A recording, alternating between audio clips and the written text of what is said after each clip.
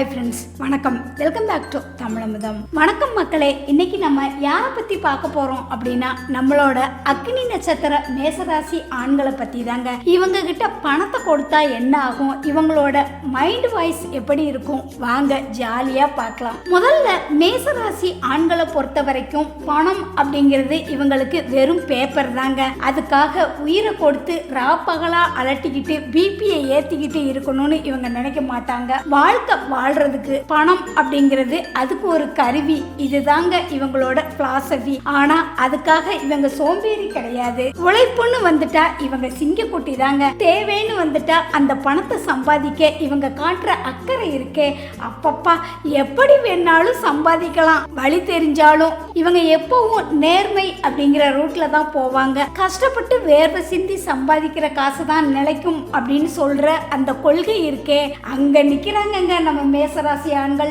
இவங்க கிட்ட இருக்கிற ஒரு மெயினான குணம் என்ன அப்படின்னா, இல்ல அப்படின்னு வர்றவங்களுக்கு வாரி வழங்குறது தாங்க. நண்பர்களாகட்டும் சொந்தக்காரங்களாகட்டும் வந்து நின்று மச்சான் ஒரு 1000 ரூபாய் இருந்தா கொடு அப்படின்னு கேட்டா யோசிக்காம எடுத்து கொடுத்துருவாங்க. ஏன்னா இவங்க கிட்ட பணம் சம்பாதிக்கிற வித்தை அத்துப்படி, அதனால கொடுக்கறதுக்கு தயங்க மாட்டாங்க. ஆனா இங்கதான் ஒரு ட்விஸ்ட் இருக்குங்க.